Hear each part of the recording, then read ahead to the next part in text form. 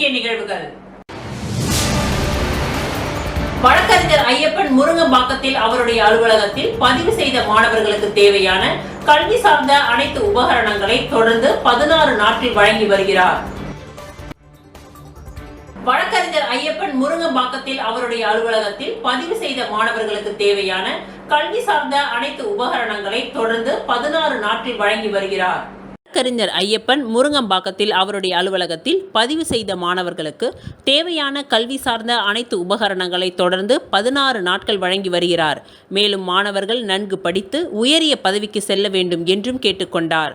அரசு பள்ளி மாணவர்கள், கல்வி சார்ந்த உபகரணங்களை வாங்க முடியாமல் தவிக்கும் மாணவர்கள், அரசு பள்ளியில் படிக்கும் தந்தை இல்லாத மாணவர்கள், அரசு பள்ளியில் படிக்கும் பெற்றோர் இல்லாத மாணவர்களுக்கு குறுஞ்செய்தி வாயிலாக பெயர்களை பதிவு செய்தால் அவர்களுடைய வீட்டிற்கு வந்து தரப்படும் எனவும் உத்தரவாதம் அளித்தார்.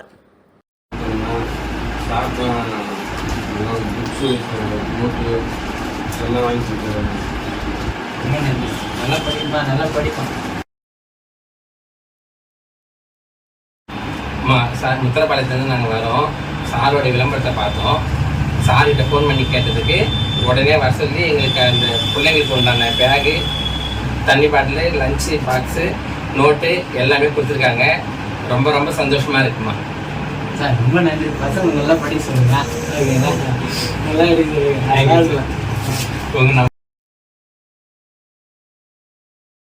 என் பையன் படிக்கிறதுக்கு ஹெல்ப் வேணும். சார்கிட்ட ஃபோன் அடிச்சு கேட்டால் உடனே எனக்கு ஹெல்ப் பண்ணுங்க. ரொம்ப தேங்க்யூ சார். தேங்க்யூ. நல்லா படிக்க சொல்லுமா பையனை. சார் கிட்ட கண்ணாடி கால் கேட்டிருந்தோம். சார் கண்ணாடி வாங்கி கொடுத்துருக்காங்க. நல்லா படிக்கணுமா? நல்லா படிக்கணும். அது போதும். சும்மா தான் நல்லா படிக்கணும். அதான் நீ நல்லா படிச்சுன்னா எல்லா இதுக்கும் நாங்கள் பண்ணுறோம்னா நல்லா படிக்கணும். கலை முதியோர் பாதுகாப்பகத்தில் உலக குடும்ப தின விழா கொண்டாடப்பட்டது. இதில் சட்டமன்ற உறுப்பினர் VP ராமலிங்கம் பங்கேற்று வாழ்த்துரை வழங்கினார். புதுச்சேரி முதலியார்பேட்டை சன்வே ஹோட்டல் அருகில் கலை முதியோர் பாதுகாப்பகத்தில் உலக குடும்ப தின விழா கொண்டாடப்பட்டது. உலக குடும்ப தினத்தை முன்னிட்டு நடைபெற்ற குடும்ப விழாவிற்கு புதுவை சட்டமன்ற உறுப்பினர் VP ராமலிங்கம் அவர்கள் தலைமையேற்று சிறப்புரை வழங்கினார். மருத்துவர் ஜனனி செல்வம் அவர்கள் பாராட்டுரை வழங்கினார். ஓய்வு பெற்ற ஆய்வாளர் NS கலைவரதன், புதுவை வீர தமிழச்சி வேலு நாச்சியார் இலக்கிய சமூக இயக்கம் அவர்கள் வாழ்த்துரை வழங்கினார். முன்னதாக கலை முதியோர் இல்லம் நிர்வாக இயக்குனர் கலைவாணி கணேசன் அவர்கள் அனைவரையும் வரவேற்றார். இந்நிகழ்ச்சியில் மேலும் பல அமைப்பினர்கள், பொதுமக்கள் கலந்து கொண்டு சிறப்பித்தனர். ஒரு வாய்ப்பளித்தது நன்றி. அதனால நாங்களே கலகி சொல்லிக்கிறேன். இந்த வருஷம் லாஸ்ட் உள்ள ஒரு சிறப்பான ஒரு செலவு செஞ்சீங்கன்னா நான் வேணும் உதவியை நான் பண்ணித்தரேன். கடைப்பிடிக்க வேண்டியது ஐயா அண்ணா வெளிநாடாவில் பதிவு பண்ணி மீண்டும் மீண்டும் கேட்குறேன். எங்கே போடுறாங்களோ அந்த இடம் சொந்தமாயிடும். சரிங்க பாரு. நன்றி நன்றி நன்றி. சாலை போட்டு கொடுமா. ஐயா எங்கே பாரு. நம்ம கலைவாணிக்கு என்ன சொல்ல வருதுன்னா, இந்த முதியோர்கள் வந்து அவங்க நாட்டுநாடு தான் வச்சுருந்தாங்க. நாட்டுநாடு திடீர்னு இந்த இதை வந்து அது உறுதுணையா வந்துடும். இதை ஏம்பலம் என்ன பார்க்கறது பக்கத்துல இருந்து வந்துடும். ஆனா எங்களுடைய சிந்தனைகள்லாம் கிராமத்தினால வசதியா வாழறதுக்கு நிறைய காஸ்ட்லியான பொருளை தான் யூஸ் பண்ணுறோம். நாட்டுனா இன்னைக்கு எல்லாம் வந்து தொல்லை கொடுக்குறாங்க.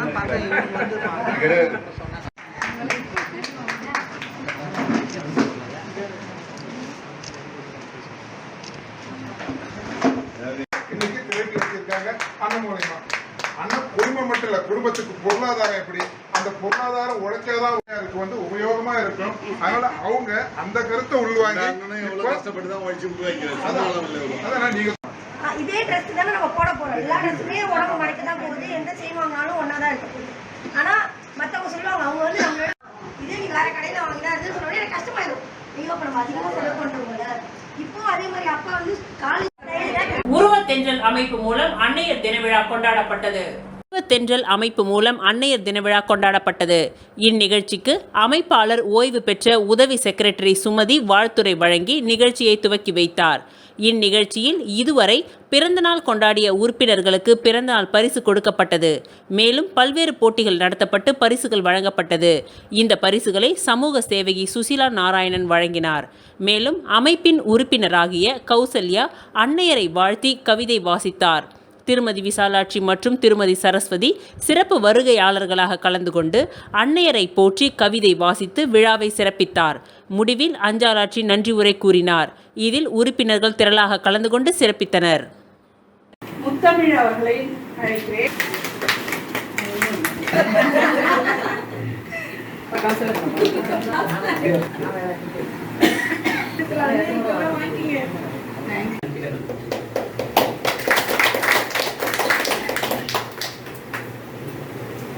அன்னை மாதிரி எந்த ஜென்மத்திலையும் கிடைக்காது. அந்த மாதிரி அன்னையை நான் தவப்பதாக இருந்தேன். அதனால தான் எனக்கு அன்னை அப்பான்னா அவ்வளோ புரியும். இந்த இவ்வளோ பேரை பார்க்குறப்ப எங்கள் அம்மா பார்க்குற மாதிரியே இருக்கும்.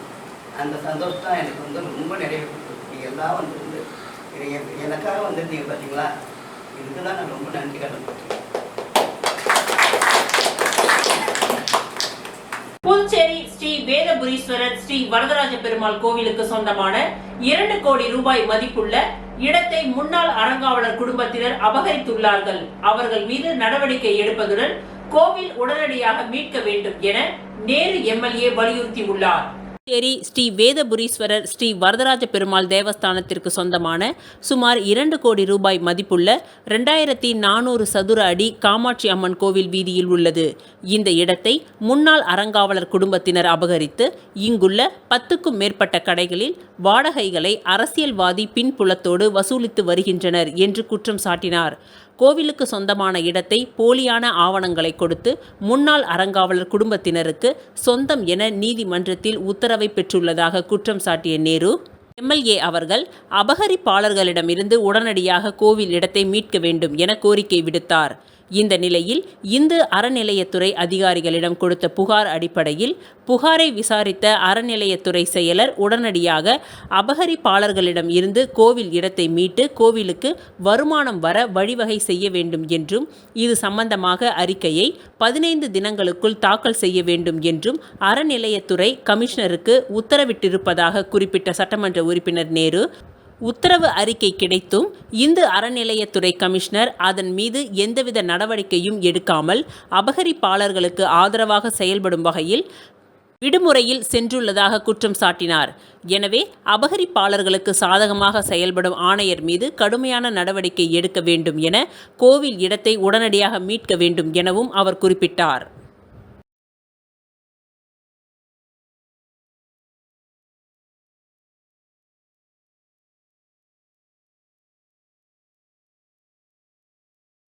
சத்குரு மகான் கணபதி சுவாமிகள் அவர்களின் 23ஆம் ஆண்டு மகா குரு பூஜை விழா நடைபெற்றது. சத்குரு மகான் ஸ்ரீ கணபதி சுவாமிகள் அவர்களின் 23ஆம் ஆண்டு மகா குரு பூஜை புதுச்சேரி தட்டாஞ்சாவடி கலால் துறை அலுவலகம் எதிரில் உள்ள சுவாமிகளின் ஜீவசமாதி ஆலயத்தில் குரு பூஜை விழாவின் தொடக்கமாக மகா குரு தீப ஆராதனை சிறப்பாக கொண்டாடப்பட்டது. இந்த தீப ஆராதனையை தொடர்ந்து திருவாசகம் குழுவினர் திருவாசக செம்மல் அருளரசி திலகவதி மற்றும் கீதா முத்தையன் அவர்களின் குழுவினர் திருவாசகம் படித்தனர். 121வது வயதில் ஜீவசமாதி அடைந்த சர்க்குரு மகான் ஸ்ரீ கணபதி சுவாமிகள் ஆலயத்தில் சட்டமன்ற உறுப்பினர் வைத்தியநாதன் உட்பட பக்தர்கள் திரளாக கலந்து கொண்டு சுவாமி தரிசனம் செய்தனர். பின்பு கலந்து கொண்ட பக்தர்கள் அனைவருக்கும் அறுசுவை விருந்து அன்னதானமாக வழங்கப்பட்டது.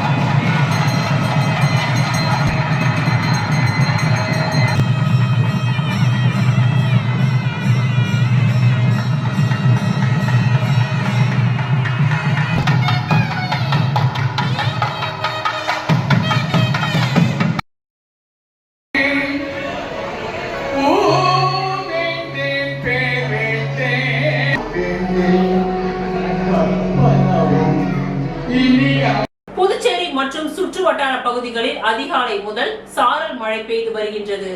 இதனால் பூமி குளிர்ந்து குளிர்ச்சியான சூழல் நிலவி வருகின்றது. புதுச்சேரியில் ஏப்ரல் மாதம் தொடங்கியதிலிருந்தே வெயில் சுட்டெரித்த நிலையில் கடந்த சில நாட்களாக அவ்வப்பொழுது மழை பெய்து வருகின்றது. இந்த நிலையில் இன்று அதிகாலை முதல் புதுச்சேரி நகர பகுதியான கடற்கரை சாலை, உப்பளம், முத்தியால்பேட்டை, முதலியார்பேட்டை, புதிய பேருந்து நிலையம் மற்றும் கிராம பகுதிகளான வில்லியனூர், பாகூர், திருக்கனூர், கன்னிக்கோவில், காலாப்பட்டு, மதகடிப்பட்டு உள்ளிட்ட பகுதிகளில் பரவலாக சாரல் மழை பெய்து வருகின்றது. மழையால் பூமி குளிர்ந்து குளிர்ச்சியான சூழல் நிலவி வருவதால் கோடை விடுமுறையில் புதுச்சேரிக்கு வருகை புரிந்துள்ள சுற்றுலா பயணிகள் மற்றும் பொதுமக்கள் மகிழ்ச்சி அடைந்துள்ளனர். மேலும் மழையின் காரணமாக கல்லூரி மாணவர்கள் மற்றும் பணிக்கு செல்வோர் குடை பிடித்தபடி சென்றனர். இதனிடையே லேசான கடல் சீற்றம் காரணமாக புதுச்சேரி கடற்கரையில் இறங்க சுற்றுலா பயணிகளுக்கு போலீசார் தடை விதித்து கடற்கரையில் விளையாடிக் கொண்டிருந்த சுற்றுலா பயணிகளை வெளியேற்றினர்.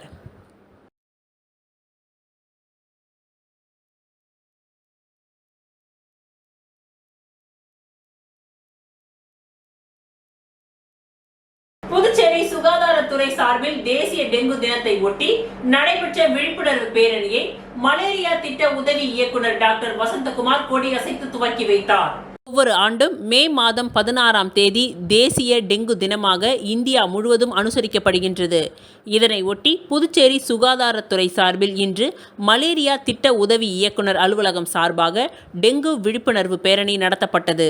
சமுதாயத்தோடு இணைந்து டெங்கு கட்டுப்பாடு என்ற அடிப்படையில் மலேரியா திட்ட உதவி இயக்குனர் டாக்டர் வசந்தகுமாரி கொடி அசைத்து துவக்கி வைத்தார். இந்த பேரணியானது செஞ்சி சாலை, லால் பகதூர் சாலை சந்திப்பில் துவங்கி கம்பன் கலையரங்கம் வரை நடைபெற்றது. இந்த பேரணியில் சுகாதார உதவியாளர்கள், சுகாதார ஆய்வாளர்கள், தொழில்நுட்ப உதவியாளர்கள், பூச்சியியல் உதவியாளர்கள் மற்றும் மலேரியா களப்பணியாளர்கள், ஆஷா பணியாளர்கள் பங்கு பெற்று டெங்கு விழிப்புணர்வு பதாகைகளை ஏந்தியபடியும் விழிப்புணர்வு பிரசுரங்களை வழங்கியபடியும் ஊர்வலமாக சென்றனர்.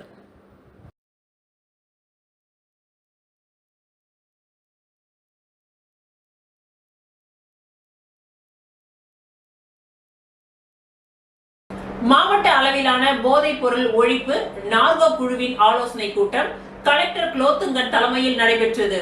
புதுச்சேரியில் போதைப் பொருள் ஒழிப்பு நடவடிக்கை மேற்கொள்ள மாவட்ட அளவிலான நார்கோ ஒருங்கிணைப்பு குழுவின் 5வது கூட்டம் கலெக்டர் குலோத்துங்கன் தலைமையில் நடைபெற்றது.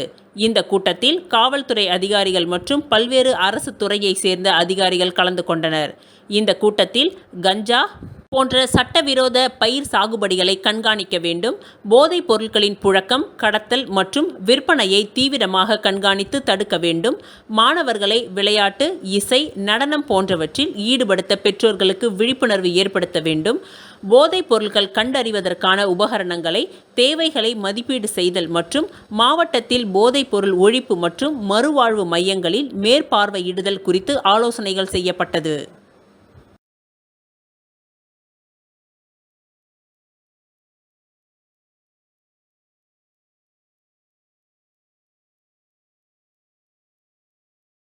புதுச்சேரியில் தோழி இறந்த துக்கம் தாங்காமல் பள்ளி மாணவி தூக்கிட்டு தற்கொலை செய்து கொண்ட சம்பவம் சோகத்தை ஏற்படுத்தியுள்ளது. புதுச்சேரி நெல்லித்தோப்பு தொகுதிக்கு உட்பட்ட அருந்ததியர்புரம் பகுதியை சேர்ந்தவர் மூர்த்தி தனியார் நிறுவனத்தில் லோடு மேனாக பணிபுரிந்து வருகிறார். இவரது மகள் வான்மதி வயது 17 அரசு பள்ளியில் 10ஆம் வகுப்பு முடித்துவிட்டு வீட்டில் இருந்து வந்துள்ளார். இந்நிலையில் நேற்று மாலை வான்மதி வீட்டு குளியலறை ஜன்னலில் தூக்கிட்டு தற்கொலை செய்து கொண்டார். இதனை கண்டு அதிர்ச்சி அடைந்த அவரது பெற்றோர் இது குறித்து உருளையன்பேட்டை காவல் நிலையத்திற்கு அளித்த தகவலின் பெயரில் சம்பவ இடத்திற்கு வந்த போலீசார் மாணவியின் உடலை கைப்பற்றி உடற்கூறு ஆய்வுக்காக கதிர்காமத்தில் உள்ள இந்திரா காந்தி அரசு மருத்துவமனைக்கு அனுப்பி வைத்து வழக்கு பதிவு செய்து விசாரணையை மேற்கொண்டனர். அப்பொழுது வான்மதியின் தோழி சாரத்தை சேர்ந்த கலையரசி வயது 17 இருவரும் ஒரே பள்ளியில் படித்து வந்துள்ளனர். இருவரும் உயிருக்கு உயிரான தோழியாக பழகி வந்துள்ளனர். இதனிடையே கடந்த 3 நாட்களுக்கு முன்னர் கலையரசி ஒரு தலையாக ஒரு ஆணை காதலித்து வந்துள்ளார். அந்த காதலனுடைய காதலி அவருடன் பேசவில்லை என்ற காரணத்தால் தூக்கிட்டு தற்கொலை செய்து கொண்டதை தாங்க முடியாமல் கலையரசியும் தூக்கிட்டு தற்கொலை செய்து கொண்ட நிலையில் தோழியின் துக்க நிகழ்ச்சிக்கு சென்றுவிட்டு வந்த நாள் முதல் வான்மதி மிகவும் சோகமாக இருந்துள்ளார். தொடர்ந்து வீட்டில் உள்ளவர்களிடம் கலையரசி சென்ற இடத்திற்கே நானும் சென்று விடுகிறேன் என்று கூறியுள்ளார். அப்பொழுது குடும்பத்தினர் அவரை சமாதானப்படுத்தி அவருக்கு ஆறுதல் கூறி வந்துள்ளனர். இந்நிலையில் நேற்று தனது வாட்ஸ்அப் ஸ்டேட்டஸில் தனது தோழி குறித்து பதிவு செய்துவிட்டு வீட்டில் யாரும் இல்லாத பொழுது அவர் தூக்கிட்டு தற்கொலை செய்து கொண்டது விசாரணையில் தெரிய வந்துள்ளது.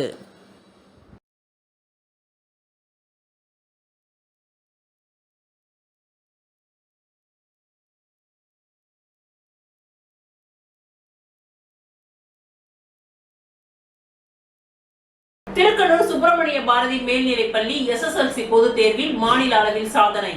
திருக்கனூர் சுப்பிரமணிய பாரதி மேல்நிலைப்பள்ளி 10ஆம் வகுப்பு பொதுத் தேர்வில் நகர்ப்புற பள்ளிகளுக்கு இணையாக மாநில அளவில் 5ஆம் இடம் பிடித்து மாபெரும் தேர்ச்சி சாதனை படைத்துள்ளது. சுப்பிரமணிய பாரதி பள்ளி 35 ஆண்டுகளாக கல்வி பணியை சிறப்பாக செய்து வருகின்றது. நடந்து முடிந்த SSLC பொதுத் தேர்வில் 175 மாணவர்கள் தேர்வு எழுதினார்கள். இதில் அனைத்து மாணவர்களும் முதல் வகுப்பில் தேர்ச்சி பெற்றுள்ளார்கள். இதில் மாநில அளவில் 5ஆம் இடத்தையும் பள்ளி அளவில் பிரியதர்ஷினி 500க்கு 494 மதிப்பெண்கள் பெற்று முதல் இடத்தையும் 493 மதிப்பெண்களை பெற்று ஜெயவர்ஷினி 2ஆம் இடத்தையும் 492 மதிப்பெண்கள் பெற்று ஹரிணி மற்றும் வினோதினி 3ஆம் இடத்தையும் பிடித்துள்ளனர். பள்ளி அளவில் 475 மதிப்பெண்களுக்கு மேல் 28 மாணவர்களும் 450 மதிப்பெண்களுக்கு மேல் 33 மாணவர்களும் 400 மதிப்பெண்களுக்கு மேல் 55 மாணவர்களும் 350 மதிப்பெண்களுக்கு மேல் 34 மாணவர்களும் 300 மதிப்பெண்களுக்கு மேல் 21 மாணவர்களும் பெற்றுள்ளனர். பாடவாரியாக உயர் மதிப்பெண்கள் தமிழ் பாடத்தில் 99 மதிப்பெண்களும் ஆங்கில பாடத்தில் 100க்கு 100 மதிப்பெண்களை 2 மாணவர்களும் கணித பாடத்தில் 100க்கு 100 மதிப்பெண்களை 19 மாணவர்களும் அறிவியல் பாடத்தில் 100க்கு 100 மதிப்பெண்களில் ஒருவரும் சமூக அறிவியலில் 100க்கு 100 மதிப்பெண்களை 2 மாணவர்களும் பெற்று சாதனை படைத்துள்ளனர். +1 பொதுத் தேர்வில் பள்ளி அளவில் கிரிதரவாசன் 600க்கு 585 மதிப்பெண்கள் பெற்று முதலிடத்தையும் 579 மதிப்பெண்கள் பெற்று ராகவி 2ஆம் இடத்தையும் 575 மதிப்பெண்களை பெற்று சந்தீப் ராஜ் 3ஆம் இடத்தையும் பிடித்துள்ளனர். பள்ளி அளவில் உயர் மதிப்பெண்கள் 550 மதிப்பெண்களுக்கு மேல் 10 மாணவர்களும் 500 மதிப்பெண்களுக்கு மேல் 29 மாணவர்களும் 450 மதிப்பெண்களுக்கு மேல் 46 மாணவர்களும் 400 மதிப்பெண்களுக்கு மேல் 53 மாணவர்களும் பெற்றனர். பள்ளியில் இந்த ஆண்டு மட்டுமின்றி கடந்த ஆண்டிலும் 10 மற்றும் 12ஆம் வகுப்பு பொதுத் தேர்வில் மாநில அளவில் சிறப்பிடம் பிடித்து சாதனை படைத்து வருகின்றது. இப்பள்ளியில் LKG முதல் 8ஆம் வகுப்பு வரை CBSE பாடத்திட்டம் பின்பற்றப்படுகின்றது. குறைந்த கல்வி கட்டணத்தில் கிராமப்புற மாணவர்களுக்கு கல்வி சேவையை சிறப்பாக செய்து வருகிறோம் என்றனர். தொடர்ந்து பள்ளியின் வெற்றிக்கு ஒத்துழைப்பு நல்கி வரும் பெற்றோர்கள், ஆசிரியர்கள் மற்றும் மாணவர்களுக்கு நன்றி தெரிவிக்கப்பட்டது.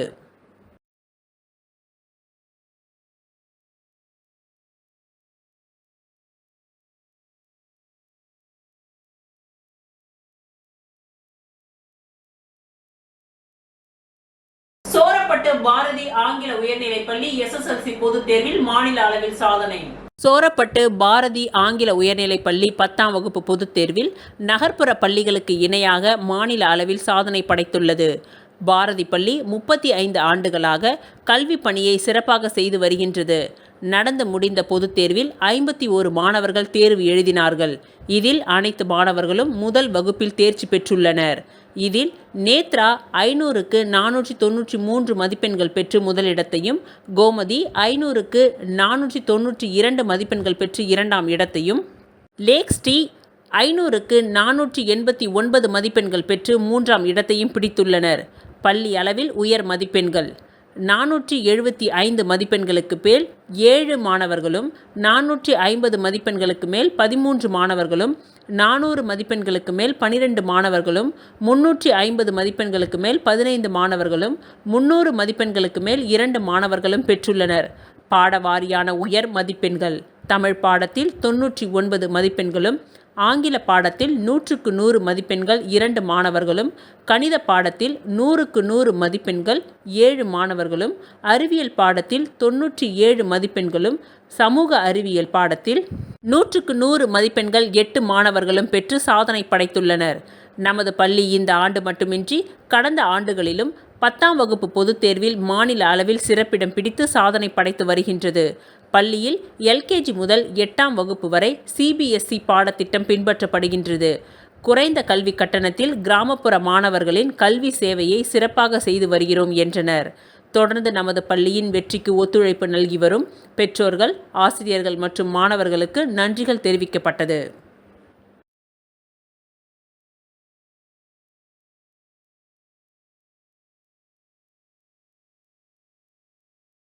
இத்துடன் இன்றைய நிகழ்வுகள் நிறைவடைந்தன. நன்றி, வணக்கம்.